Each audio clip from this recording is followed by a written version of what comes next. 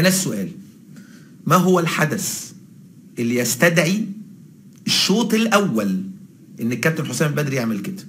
نمرة 2، ايه اللي حصل من حسام عاشور بعد المباراة اما مسك ايده وشده؟ هل مسك ايده وشده فقط ولا عمل حاجة تانية؟ وهل قال كلمة وهو الكاميرا كانت جايبة ظهر، يعني هو بيسلم كده، ممكن ما يكونش جايب شفايفه او وات ايفر قال ايه، ثم استدعاه محمود عاشور بعد ما عمل كده وعطاله كارت احمر. طب ايه السبب كابتن حسام عاشور؟ ايه السبب اللي يخلي حسام عاشور يعمل كده؟ ماذا فعل الحكم؟ طيب شفنا الكابتن مدحت شلبي والكابتن سعد عبد الحفيظ بيقول لا تعالوا نعيد الوقت مع بعض.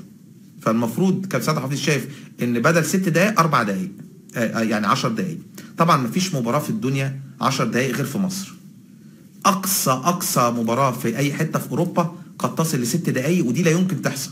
حصلت او ما حصلتش. هل الاربع دقائق دول هم الجرم الحقيقي اللي ارتكبوا الحكم، وعلى اساس هذا الجرم القاسي الفظيع توجه سعد عبد الحفيظ وزق الحكم، وحسام عاشور جاب الحكم، وحسام البدري احتقر الحكم، مع ان حسام البدري كان لسه ما فيش وقت ضايع الشوط الثاني.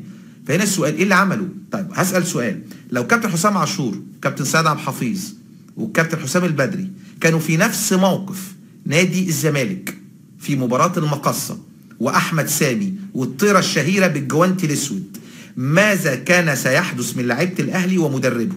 كان هيعملوا ايه في الحكم دوت؟ لان البعض بيلوم مرتضى منصور، والبعض يلوم ما فعله مرتضى منصور بعد المباراة، والبعض طلع علينا واكد زي كابتن مدحت شلبي، جاب اخطاء هنا واخطاء هنا واخطاء هنا واخطاء هنا، وقال يا جماعه ان التحكيم وارد الاخطاء. حتى النادي الاهلي كان بيطالب ان يحمي الحكام. محمود طاهر طالب بحمايه الحكام ومن مرتضى منصور بالعربي او من الصوت العالي بالعربي. فكيف للنادي الاهلي الذي كان يطالب مرتضى منصور، هو يطالب بحمايه الحكام وانه يثق ثقه عمياء في حكام مصر بدون ان يفعل اي شيء محمود عاشور يحصل فيه اللي حصل؟ غير كده كمان الكرة الوحيدة التي عليها جدل في هذه المباراة ولم يتفق عليها الجميع هو هدف التعادل للنادي الأهلي. هل الكرة بإيد أجاييه ولا بصدره؟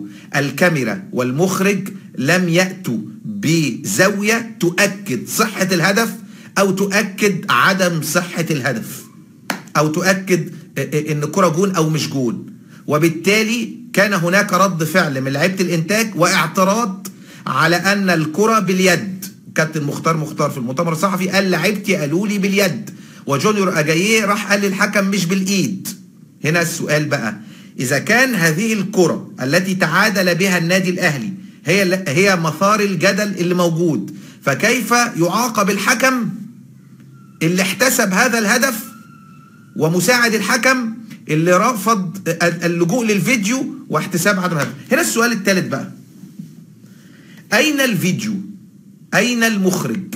أين الكابتن عصام عبد الفتاح؟ أين ما قاله اتحاد الكرة بعد المباراة أن هناك حكم خامس وحكم فيديو؟ هنا السؤال اللي بطرحه الكابتن عصام عبد الفتاح ولكل الناس اللي بتتفرج علينا: لو كان في حكم ورا المرمى، احنا قلنا هيبقى في 5 حكام، واحد في الخط ده وواحد في الخط ده وواحد في النص زي ما احنا عارفين. طب لو في حكم ورا المرمى ده وفي حكم ورا المرمى ده، مش كان شاف الكرة وكان اكد انها هدف لاجاييه، او كان اكد ان اجاييه جابها بايده؟